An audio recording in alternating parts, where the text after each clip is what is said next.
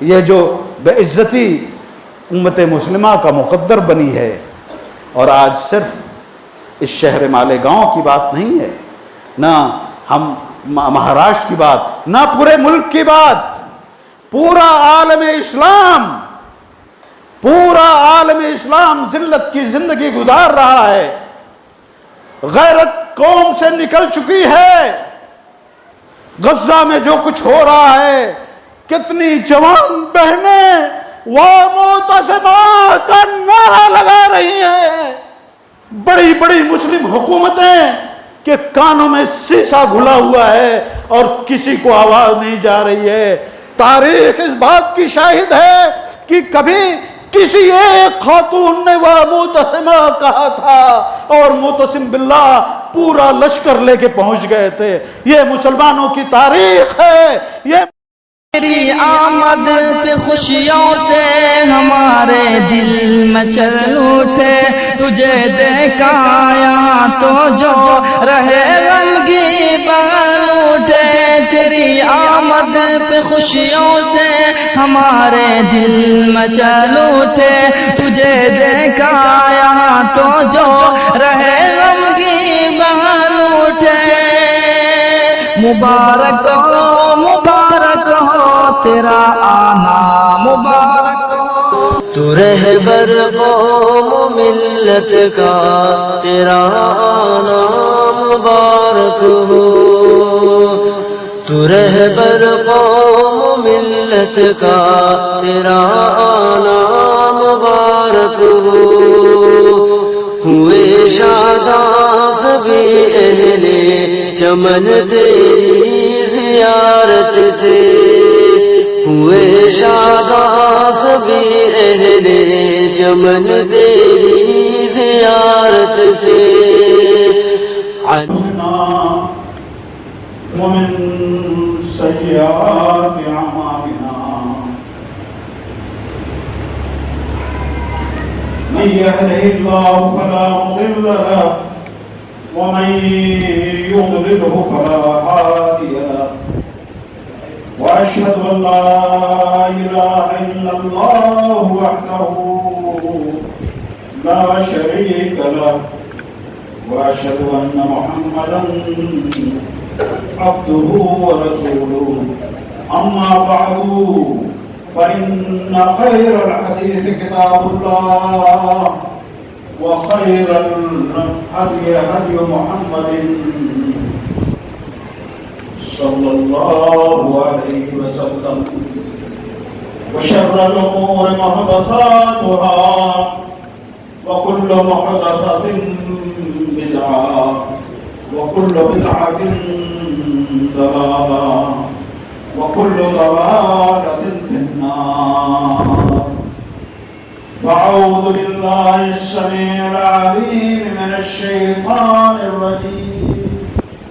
بسم الله الرحمن الرحيم.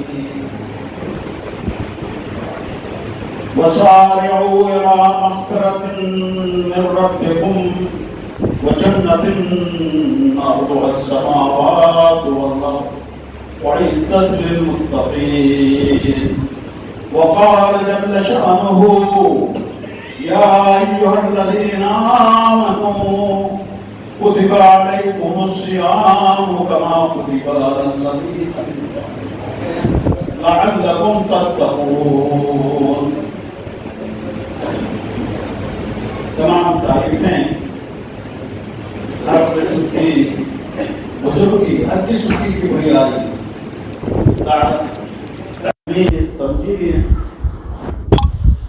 بزرگی، کبریائی، یہ جتنے کلمات ہیں سب اللہ رب العزت کے ذات اقدس کے لائق و سزاوار ہیں۔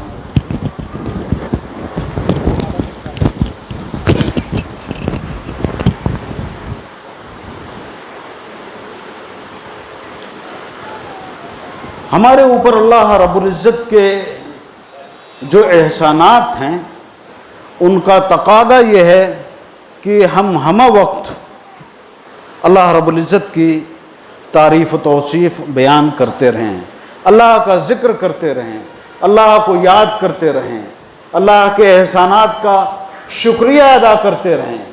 گو کہ ہم جیسے عاجز بندے کما حقہ اللہ کا شکر ادا نہیں کر سکتے. اللہ فرماتے ہیں اللہ کی وہ جو نعمتیں ذرا غور کیجئے.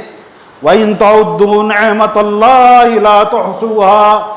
اللہ کی نعمتیں اگر تم شمار کرو گے تو گن نہیں پاؤ گے. اللہ فرماتے ہیں اللہ کی نعمتیں اگر تم شمار کرو گے تو گن نہیں پاؤ گے.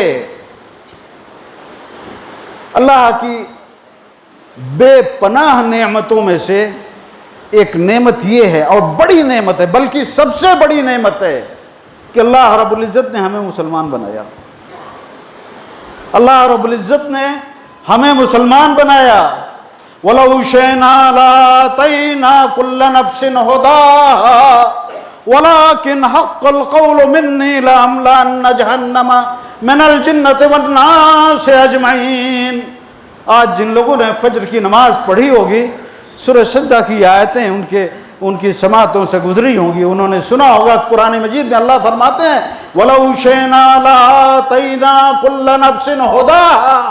اللہ کہتے ہیں اگر ہم چاہتے تو اس روح زمین پر پائے جانے والے 800 کروڑ انسانوں کو ہم ہدایت دیتے, ہر ایک کو ہدایت دیتے. اللہ کہہ رہے ہیں ہم چاہتے تو ساری دنیا انسانیت کو ہم ہدایت سے سرفراز فرماتے, لیکن اللہ نے ایسا نہیں کیا. اللہ نے ہمیں چن لیا, اللہ نے آپ کو چن لیا. ذرا سنتے ہوئے کیسا لگ رہا ہے؟ ہم اللہ کا انتخاب ہیں, ہم اللہ کا سلیکشن ہیں. اس پوری انسانیت میں سے اللہ نے ہمیں چنا ہے. اللہ نے ہمیں اپنا کلمہ دیا, لا الہ الا اللہ محمد رسول اللہ کا وہ لاہوتی کلمہ ہمیں دیا ہے نا اللہ نے. اللہ رب العزت نے اپنا قرآن ہمیں نصیب فرمایا, ہمیں عطا کیا. اللہ رب العزت نے اپنا رسول ہمیں دیا. اللہ رب العزت نے اپنی شریعت ہمیں عطا فرمائی. یہ اللہ کے انعامات نہیں ہیں تو کیا ہے میرے بھائیوں؟ کبھی ہم نے غور کیا کہ اللہ کے ان انعامات کا ہم کس طریقے سے شکریہ ادا کریں؟ اور اسی لیے اللہ نے کہا کہ اگر اللہ کی نعمتوں کا شمار کرنا چاہو گے تو شمار کر نہیں سکتے. اس بڑی نعمت کے بعد میں آپ کو بتاؤں وَفِي أَنفُسِكُمْ أَفَلَا تُبْصِرُونَ. ذرا اپنے نفس کو دیکھ لیجئے, اپنے آپ کو دیکھ لیجئے, ادھر ادھر مت جائیے.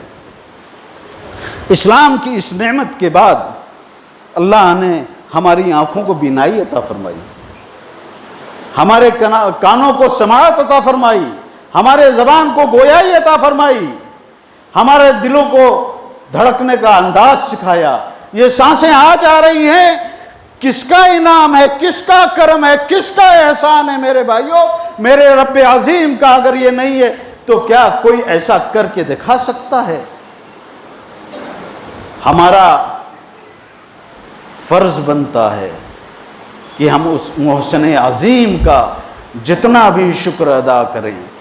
اور محسن عظیم, جب عظیم کا لفظ آیا تو میں چاہتا ہوں کہ اللہ کی عظمت, اللہ کی قدرت کچھ احساس دلاؤں کہ کس اللہ نے, کس عظیم رب نے ہم کو سلیکٹ کیا ہے. اللہ فرماتے ہیں آج جن لوگوں نے سورہ کہف پڑھی ہوگی قُلْ لَوْ كَانَ الْبَحْرُ مِدَادًا لِكَلِمَاتِ رَبِّي لَنَفِدَ الْبَحْرُ قَبْلَ أَن تَنْفَدَ كَلِمَاتُ رَبِّي وَلَوْ جِئْنَا بِمِثْلِهِ مَدَدًا. اللہ کہہ رہے ہیں کہ اگر روئے زمین کے سارے سمندر کو اگر ہم روشنائی بنا دیں اور اس روشنائی سے کوئی اللہ کے کلمات لکھنا شروع کرے, اللہ کی بزرگی, اللہ کی تعریف, اللہ کی توصیف, اللہ کی تمجید کے کلمات لکھنا شروع کرے, تو اللہ کہتے ہیں کہ یہ سمندر خوش پڑ جائے گا, اللہ کی تعریف مکمل نہیں ہوگی.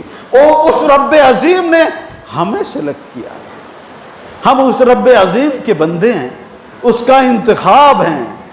سوچئے ذرا یہ تعلق کتنا بڑا ہے. اس دنیا میں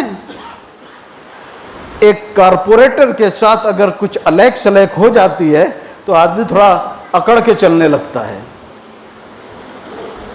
نا، کارپوریٹر کے ساتھ.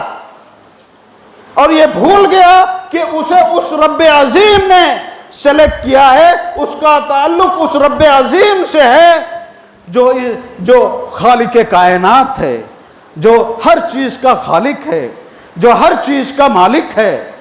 انسان کا یہ بھولاپن، انسان کی یہ بھلانے کی عادت اور اللہ اپنے محسن کو نظر انداز کرنے کا یہ عمل، سوچئے ذرا کتنا بڑا اور کتنا بڑا ہم سے گناہ ہو رہا ہے اور کتنی بڑی ہم سے خطا ہو رہی ہے کہ ہم اس رب عظیم کو بھلا بیٹھے ہیں.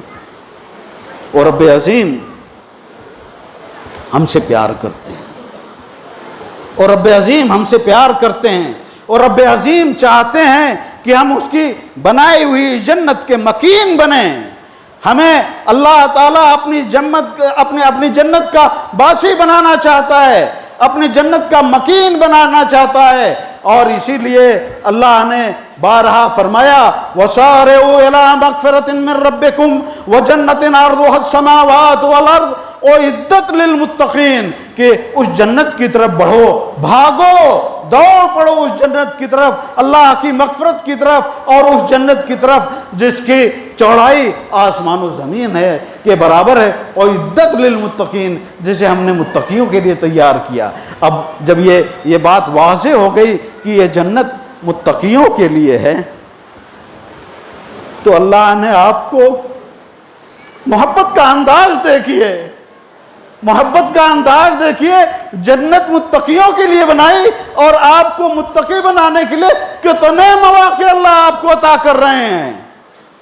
اللہ نے کہا یا ایھا الذین آمنوا کتب علیکم الصیام کما کتب علی الذین من قبلکم لعلکم تتقون. اے وہ لوگو جو ایمان لائے ہو، تمہارے اوپر میں نے روزوں کو فرض کیا ہے جیسے پچھلی امتوں پر فرض کیا تھا تاکہ تم متقی ہو جاؤ.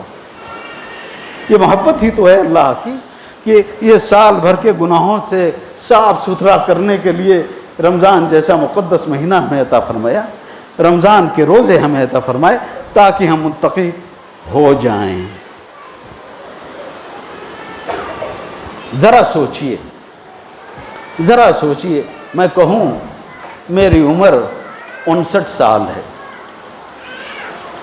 اگر 10 سال کی عمر سے روزے رکھ رہا ہوں تو 49 سال، نصف صدی گزر گئی، نصف صدی گزر گئی، بندہ متقی نہیں بن سکا.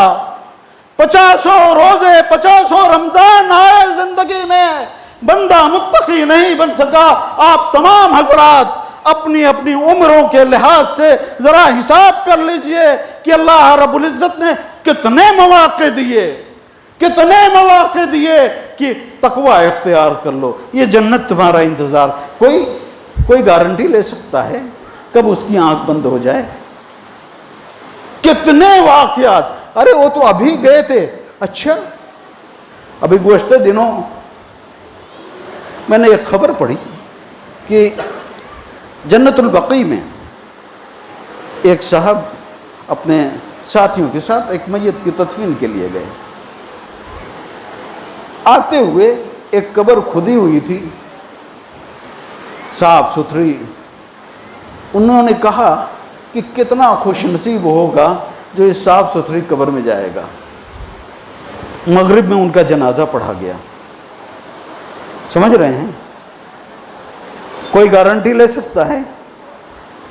تو جب عمر کا کوئی بھروسہ نہیں، جب عمر کا کوئی بھروسہ نہیں تو میرے بھائیوں اپنے اس رب ودود، اس چاہنے والے رب، اس نہایت بہت زیادہ چاہنے والے رب نے جو ہمیں یہ مواقع دیے ہیں، ہم ان موقعوں سے فائدہ کیوں نہیں اٹھاتے میرے بھائیوں؟ ہمیں سمجھ میں کب آئے گا؟ کیا یہ حقیقت نہیں ہے کہ جیسا ہمارا شعبان رہتا ہے ویسے ہی ہمارا شوال رہتا ہے؟ روزے آتے ہیں آ کے گزر جاتے ہیں۔ روزہ ہم رکھتے ہیں، سحری کھاتے ہیں، افطار بھی کرتے ہیں، لیکن متقی نہیں بن پاتے۔ اور اگر متقی نہیں بن پا رہے ہیں تو اس کا صاف ستھرا واضح مطلب یہ ہے کہ ہم نے روزہ نہیں رکھا ہے۔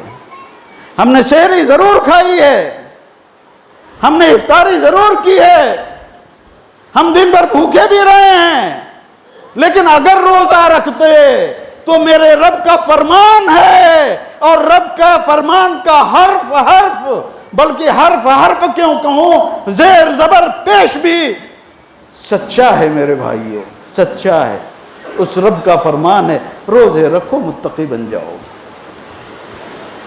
اگر متقی نہیں بن پائے، نصف صدیاں گزر جانے کے بعد بھی اگر متقی نہیں بن پائے، تو عقل مندی کا تقاضا ہے کہ ذرا ان روزوں کا جائزہ لے لیں کہ ہم روزے کیسے رکھ رہے ہیں میرے بھائیو، ہم روزے کیسے رکھ رہے ہیں۔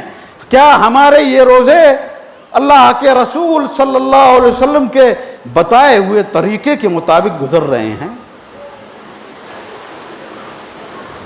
اگر ایسا نہیں ہے تو ہمیں چاہیے کہ ہم احادیث کی کتابوں کی طرف رجوع کریں اور دیکھیں کہ اللہ کے رسول صلی اللہ علیہ وسلم نے کس طریقے سے روزوں کی تعلیم دی ہے، کیسے روزہ رکھنا چاہیے، اور کس طریقے سے رمضان کریم کا مبارک مہینہ ہمیں گزارنا چاہیے میرے بھائیوں۔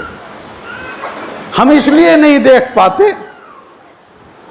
سچی بات یہ ہے کہ ہم اس لیے نہیں دیکھ پاتے کہ ان روزوں کو ہم نے روایات کے انداز سے لیا ہے۔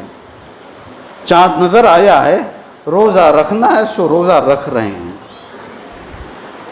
روزوں کی کسی اہمیت کو ایک نقطہ میں آپ کو بتاؤں، اور پوری امت اس نقطے کو فراموش کیے ہوئے ہے، جس کی پاداش میں امت کا یہ حال ہے کہ وہ امت جسے اللہ رب العزت نے ساری دنیا کی قیادت کے لیے پیدا کیا تھا، آج سب سے ذلیل و خوار بنی ہوئی ہے۔ اللہ نے ہمیں جب منتخب کیا تو ہمیں اپنی کتاب ہدایت دی کہ میں نے آپ کو سلیکٹ کر لیا ہے اپنے خاص بندوں میں، آپ کو اپنا کلمہ دے رہا ہوں، آپ کو اپنا رسول دے رہا ہوں، آپ کو اپنا یہ مینول دے رہا ہوں۔ سلیکشن کے بعد، انتخاب کے بعد، اس مینول کے مطابق اپنی زندگی گزارنا۔ یہ جو کتاب ہدایت ہے، اس میں جیسے جیسے میں نے لکھا ہے زندگی گزارنے کے اصول، ویسے ویسے اپنی زندگی کو گزارنا۔ اور اگر نہ سمجھ میں آئے تو میں نے رسول کے ذریعے شریعت مطہرہ دی ہے، لیلھا کنہارھا، جس کی مشکل ترین چیزیں بھی نہایت واضح ہیں۔ ہم نے اس مینول کو، اس کتاب ہدایت کو پڑھا ہی نہیں، اور کبھی پڑھنے کی توفیق بھی ہوتی ہے تو کر کے گزر جاتے ہیں، کبھی سمجھنے کی کوشش نہیں کی، کبھی جاننے کی کوشش نہیں کی کہ وہ رب کریم جو ہم سے اتنی محبت کرتا ہے، اس نے ہمیں جو یہ خط لکھا ہے، اس نے ہمیں جو یہ پیغام دیا ہے، اس پیغام کو ذرا ہم سمجھیں تو صحیح۔ ہم اس رب عظیم سے محبت کی دعویداری کرتے ہیں۔ اگر میں اس منبر پہ کھڑا نہیں ہوتا تو میں ہر ایک سے پوچھتا، اور میں جانتا ہوں کہ سب کے سر ہلتے کہ اللہ سے محبت ہے کہ نہیں، سب کہتے کہ ہے، سب کہتے ہیں کہ ہے، لیکن محبت کا یہ فلسفہ مجھے سمجھ میں نہیں آ رہا ہے کہ محبوب نے ایک خط لکھا ہے اور خط پڑھنے کی توفیق ہی نہیں ہو رہی، محبت بڑی زیادہ ہے ہم کو اللہ سے، اللہ نے کیا کہا ہے وہ ہمیں سمجھنے کی خواہش ہی نہیں ہوتی ہے۔ چاہت ہی نہیں ہوتی کہ میرے رب نے کیا لکھا ہے مجھ کو، کیا مجھ کو دیا ہے. اور اسی لیے پڑھنے پر اکسانے کے لیے جب پہلی وحی نازل ہوئی، اس پہلی وحی میں اسلام کے 5 بنیادی ارکان میں سے کسی بھی ایک رکن کا ذکر نہیں کیا اللہ نے کہا اقرأ بسم ربک الذی خلق خلق الانسان من علق. پڑھو. کیوں پڑھو گے تو لا الہ الا اللہ محمد الرسول اللہ کے معانی و مفہوم اور اس کے تقاضوں کو سمجھو گے. لا الہ الا اللہ کہہ دینا آسان نہیں ہے. زبان سے اگر کیا توحید کا دعویٰ تو کیا حاصل؟ بنایا ہے بتے پندار کو اپنا خدا تو نے. یہ صرف ایک شعر نہیں ہے، اس کی معنویت ہمارے سماج کے اندر پائی جاتی ہے نہیں. آپ ذرا اپنے ارد گرد کا جائزہ لے لیجئے. ہم توحید کا دعویٰ رکھتے ہیں. میں آپ سے توحید کے دعوے داروں سے یہ کہہ رہا ہوں کہ ذرا جائزہ لے لیں. ادھر ادھر مت جائیے، اپنے اپنے گھروں میں جائزہ لیجئے کہ صبح جب اللہ رب العزت کا منادی اذان دیتا ہے اور عین اسی وقت شیطان لعین آتا ہے اور تھپک تھپک کے سلاتا ہے، تو ہمارے گھروں میں سے کتنے لوگ اللہ کے منادی کی آواز پر مسجد کو جاتے ہیں اور کتنے لوگ اس شیطان لعین کی اطاعت کرتے ہوئے اپنے بستر پہ انگڑائیاں لیتے ہیں. ایک احصائیہ کے مطابق امت مسلمہ بہت زیادہ کر کے اگر دیکھا جائے تو 10% لوگ نماز پڑھتے ہیں. 10% لوگ، 90% توحید کی دعوے داری ہی کرتے ہیں. تو جب یہ صورتحال ہے کہ صرف زبان سے ہم توحید کی دعوے کرتے ہیں تو کہاں رہ گئی مسلمانی؟ جائزہ لینا ہے تو اللہ قرآن اقرا کا مطلب یہ تھا کہ اس لائق بن جاؤ تاکہ یہ جو میں اصول دے رہا ہوں اس کو پڑھو. اگر ہم نے پڑھا ہوتا، اگر ہمارے اندر پڑھنے کا جذبہ ہوتا تو ہم اپنی حیثیت اور اپنے مقام کو سمجھتے. اللہ نے فرمایا انتم الاعلون ان کنتم مؤمنین، تم ہی سب سے معزز رہو گے، سب سے اعلیٰ و ارفع رہو گے اگر تم مسلمان ہو. یہ ذلت، یہ پسپائی اور یہ جو بے عزتی امت مسلمہ کا مقدر بنی ہے. اور آج صرف اس شہر مالیگاؤں کی بات نہیں ہے، نہ ہم مہاراشٹر کی بات، نہ پورے ملک کی بات، پورا عالم اسلام ذلت کی زندگی گزار رہا ہے. غیرت قوم سے نکل چکی ہے. غزہ میں جو کچھ ہو رہا ہے، کتنی جوان بہنیں وہ معتصمہ کا نعرہ لگا رہی ہیں. بڑی بڑی مسلم حکومتیں کہ کانوں میں سیسا گھلا ہوا ہے اور کسی کو آواز نہیں جا رہی ہے. تاریخ اس بات کی شاہد ہے کہ کبھی کسی ایک خاتون نے وہ معتصمہ کہا تھا اور معتصم باللہ پورا لشکر لے کے پہنچ گئے تھے. یہ مسلمانوں کی تاریخ ہے، یہ مسلمانوں کی غیرت ہے. یہ غیرت اب ختم ہو چکی ہے. اب تو نوبت بہیں جا رسید کہ غزہ کی خبریں پرانی ہو چکی ہیں. اب ہمارے اوپر شروع میں کچھ دعائیں لوگ کرتے تھے، اب ہوتے ہوتے وہ دعائیں بھی چلی گئی ہیں. یہ غیرت کا جنازہ جو نکلا ہے محض اس لیے نکلا ہے کہ قرآن کریم نے ہمیں ایک مسلمان انما المؤمنون اخوہ کا جو نعرہ دیا تھا، ہم پڑھتے تب تو جانتے کہ اسلامی اخوت کیا ہوتی ہے، اسلامی بھائی چارگی کیا ہوتی ہے. ہم پڑھتے تب تو جانتے کہ کلمہ لا الہ الا اللہ کا معنی کیا ہے. ہم پڑھتے تب تو جانتے کہ یہ نمازیں اگر ہمارے اوپر اثر نہیں کر رہی ہیں تو اس کی وجہ کیا ہے. ہم پڑھتے تب تو جانتے کہ سارا کا سارا رمضان گزر جا رہا ہے، بندہ متقی نہیں ہو رہا ہے، تو اس کا سبب کیا ہے؟ ہم پڑھتے تب تو جانتے کہ حج پہ حج کیے جا رہے ہیں، عمرے پہ عمرہ کیے جا رہے ہیں، جیسے جاتے ہیں ویسے ہی لوٹ کر آتے ہیں، کچھ فرق نہیں پڑتا، زندگی کل جیسی تھی آج بھی ویسے ہی زندگی گزر رہی ہے، اس لیے کہ یہ ساری چیزیں ہم محض ایک روٹین کی طرف کرتے جا رہے ہیں۔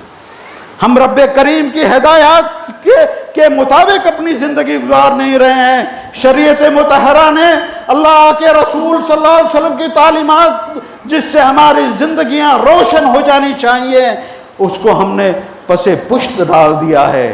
ہم نے ادھر ادھر کے مسلکوں میں ہم بڑھ گئے، ادھر ادھر کی باتیں ہم کرنے لگے، اپنے امام کی بات کر رہے ہیں، اپنے پیر کی بات کر رہے ہیں، اپنے مرشد کی بات کر رہے ہیں، سب کی باتیں صحیح، اللہ کے رسول صلی اللہ علیہ وسلم کی بات کے بعد، اللہ کے رسول صلی اللہ علیہ وسلم کی بات کے بعد میرے بھائیوں، زندگی کا معاشرے کا پورا سسٹم ہی الٹا ہو چکا ہے، محض اس لیے کہ وہ جو پہلا کلمہ اللہ نے اقرا دیا تھا، ہم نے اس پر عمل نہیں کیا۔ اقرا کیے، پڑھے رہتے تو اپنے دین کو بھی سمجھتے، اور دین کو سمجھتے تو اپنی حقیقت بھی جانتے، اپنے آپ کو پہچانتے کہ ایک مسلمان ہونے کا مطلب کیا ہے۔ میرے بھائیوں، اللہ رب العزت کے انعامات میں سے میں پھر کہوں گا کہ اللہ کے انعامات میں سے کتنا بڑا یہ انعام ہے، کتنا بڑا۔ آپ ذرا سوچئے، ہم اپنے بچوں کو، میرا بیٹا گاڑی لے کے نکلا، بمبئی جا رہا ہے، بیٹا سنبھل کے جانا، بیٹا سنبھل، کیوں؟ محبت ہے تب تو۔ اللہ نے 250 سے زیادہ مرتبہ قرآن مجید میں کہا ہے ذرا سنبھل کے چلو، بچ کے چلنا، ذرا سنبھل کے رہنا، یہ محبت کا کون سا معیار ہے میرے بھائیوں؟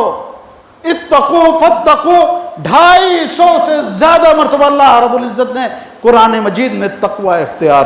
تقوی کس کو کہتے ہیں؟ بچ کے چلنا۔ اللہ نے جو راستہ بتایا ہے اور راستے کے ارد گرد جو چیزیں ہیں ان سے بچتے ہوئے نکل جانا، یہی تو تقوی ہے۔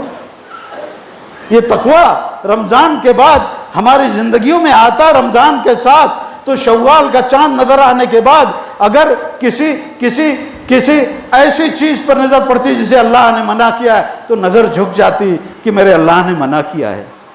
وہ عادت غیبت کی جو ہمارا ایک خاصہ بن چکا ہے، جہاں 4 آدمی جمع ہوتے ہیں 5ویں کی غیبت ہوتی رہتی ہے، بلکہ کسی نے کہا اور بہت ہی سچی بات کی کہ مجلسوں سے اگر غیبت نکل جائے تو خاموشی کے علاوہ کچھ نہیں بچے گا۔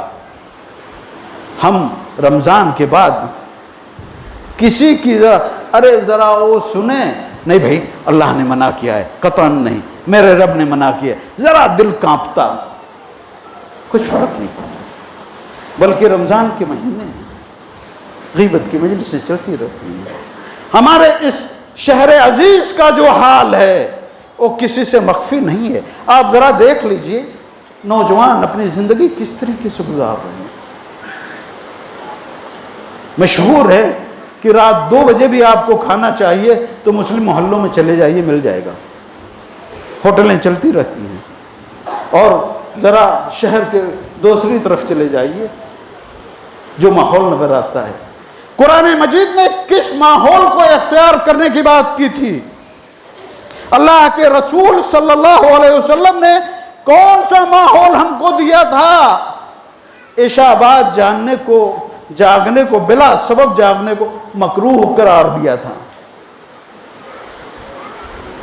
ہمارے برادران وطن ہماری حرکتوں سے یہ سمجھتے ہیں کہ یہی دین اسلام ہے۔ ہم جو عمل کریں گے، لوگ قرآن و حدیث تو پڑھنے نہیں جائیں گے نا، وہ تو ہمارے عمل کو دیکھ کر اسلام کے بارے میں فیصلہ کریں گے کہ دین کیا ہے۔ آپ ذرا سوچئے ذرا سوچئے کہ اپنی ان حرکتوں سے ہم کسے رسوا و برباد کر رہے ہیں، رسوا و بدنام کر رہے ہیں۔ ہم رسول سے محبت کی دعویداری رکھتے ہیں نا،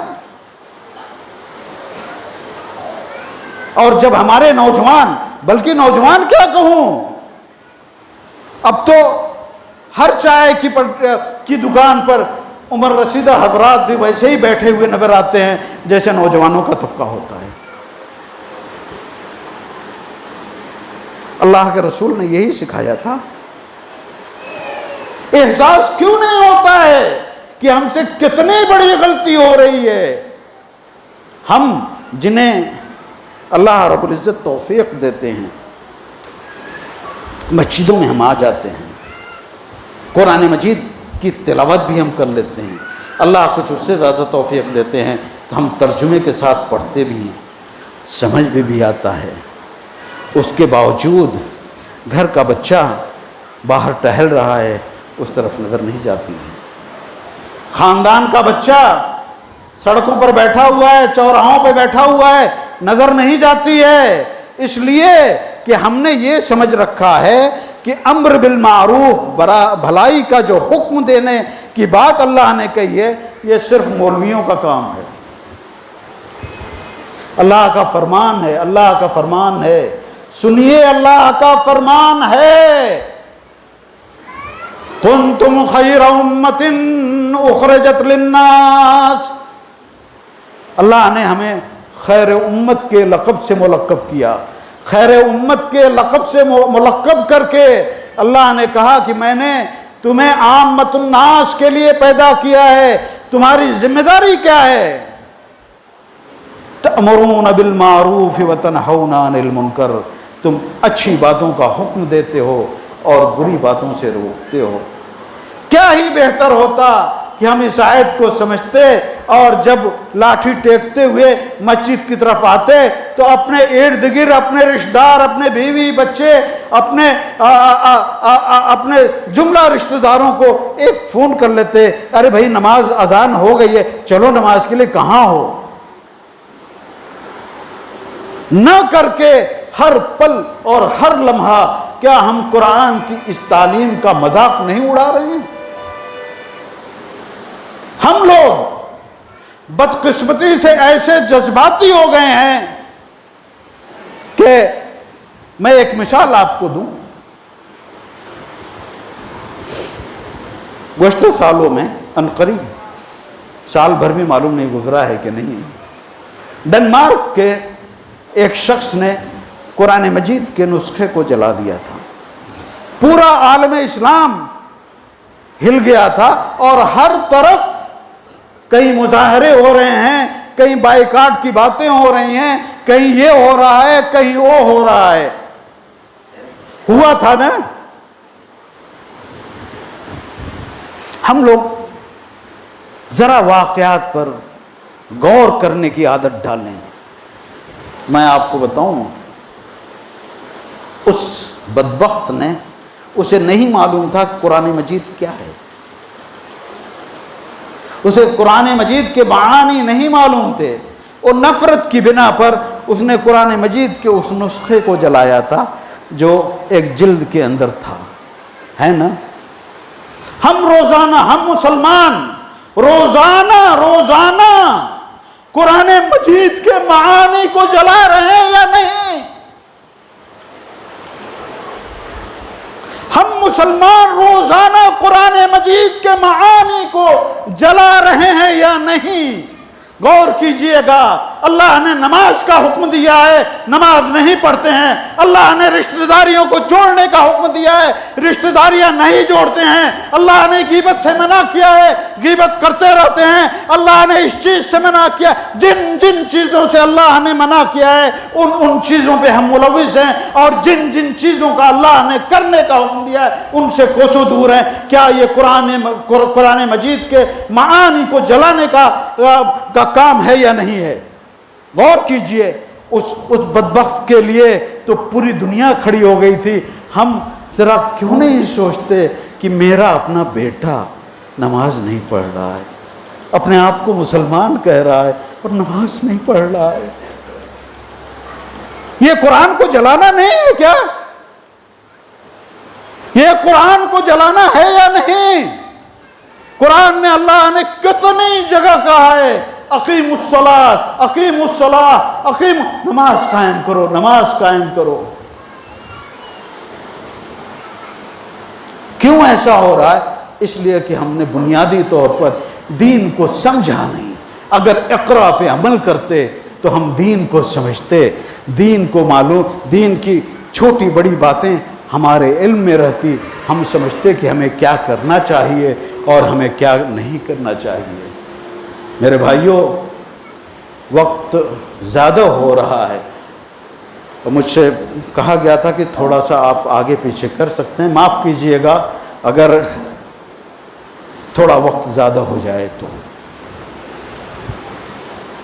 جب تک ہم اگر عزت، رفعت، بلندی اگر چاہیے تو آج بھی اللہ رب العزت نے توبہ کا دروازہ کھول رکھا ہے.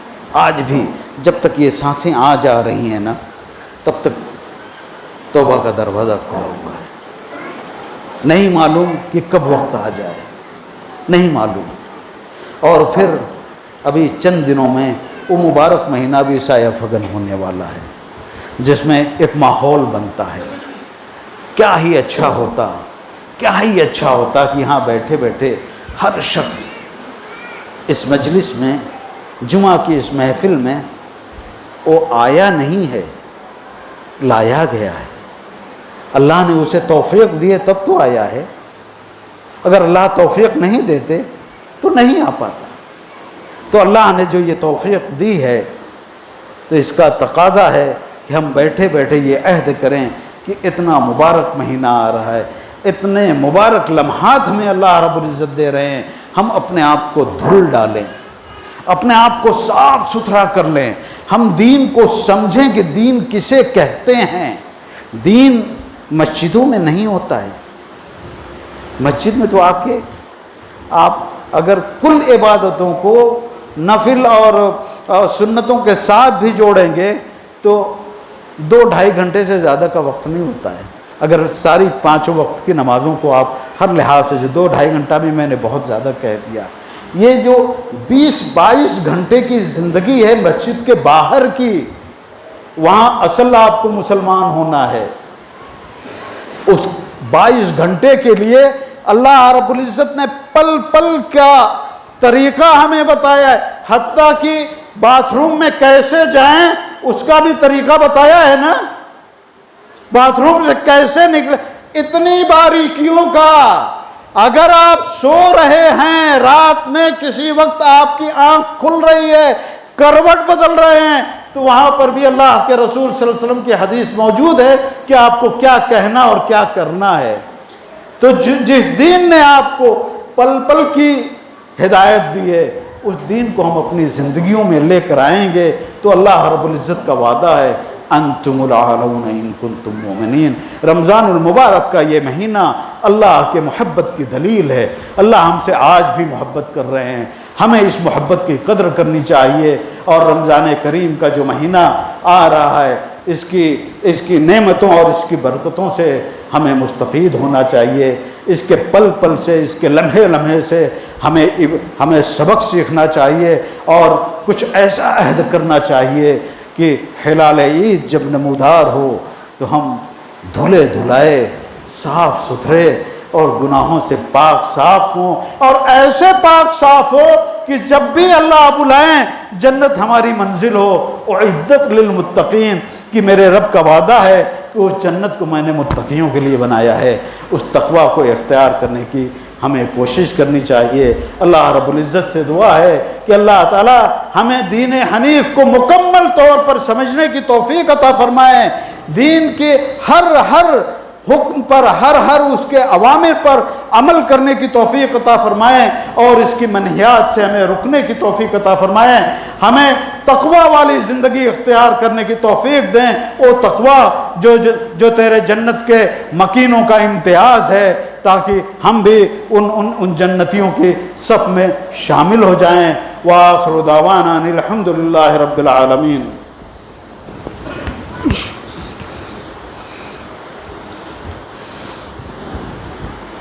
الحمد للہ نحمده ونستعینه ونستغفره ونؤمن به ونتوکل علیہ ونعوذ باللہ من شرور انفسنا ومن سیئات اعمالنا من يهده الله فلا مضل له ومن يضلله فلا هادي له واشهد ان لا اله الا الله وحده لا شريك له واشهد ان محمدا عبده ورسوله.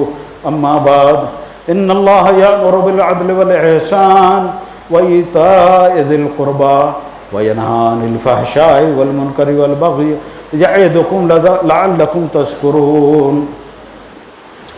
محترم حاضرین مجلس، مسجد کا بنانا اللہ کے نزدیک بڑا مبارک کام ہے. اتنا مبارک کام ہے کہ اللہ کے رسول صلی اللہ علیہ وسلم کا فرمان ہے، من بنا للہ مسجدا بن اللہ لہ بیتا فی الجنہ. جو شخص اللہ کے لیے مسجد بناتا ہے، اللہ تعالی اس کے لیے جنت میں مکان بناتے ہیں. میں شہادت بھائی کو مبارکباد دیتا ہوں. ہنیئا لک یا شہادت بھائی بیتن فی الجنہ. یہ اللہ کے رسول صلی اللہ علیہ وسلم کا فرمان ہے، من بنا للہ مسجدا بن اللہ لہ بیتن فی الجنہ. اللہ تعالی ہم میں سے ہر ایک کو مسجد کو بنانے کی توفیق عطا فرمائیں. اللہ رب العزت کی شان کریمی دیکھیے کہ اللہ تعالی بہت بڑی چیز نہیں مانگتے ہیں. اللہ یہ مت سوچئے کہ ہم شہادت بھائی جیسے تھوڑو نہ ہیں کہ ہم اتنی بڑی مسجد بنا سکیں. نہیں، میرا رب اتنا کریم اتنا کریم اتنا کریم ہے کہ آپ تصور نہیں کر سکتے. مولانا روم کا فرمان ہے، کہتے ہیں ان کا ایک شعر ہے کہ رحمت حق بہانہ می جوید، رحمت حق بہانہ می جوید. کہ اللہ کی رحمت بہت زیادہ چیزیں نہیں مانگتی ہے، اللہ کی رحمت تو محض ایک بہانہ چاہتی ہے. ایک نیت کر لیجئے کہ کاش میرے پاس بھی اتنا ہوتا تو میں بھی بناتا. یہ کافی ہو جاتا ہے، یہ کافی ہو جاتا ہے. اور مسجد بنانا آسان ہے، آسان ہے. مسجد کو آباد کرنا. انما یعمر مساجد اللہ من آمن باللہ. یہ پوری قرآن کی آیت اس بات کی تعلیم ہے کہ مسجد بنانے کے بعد ہمیں جائزہ لینا ہے کہ مسجد سے ہم کس طریقے سے اسے آباد کریں، کس طریقے سے اس کی ایک ایک چیز سے ہم فائدہ اٹھائیں. اللہ رب العزت ہمیں اس کی توفیق عطا فرمائیں کہ ہم مسجدوں کو زندگی تا حیات ہم مسجدوں کو آباد کرنے والے لوگوں میں ہمیں شامل فرما لیں. وآخر دعوانا الحمد للہ رب العالمین. قوموا للصلاة.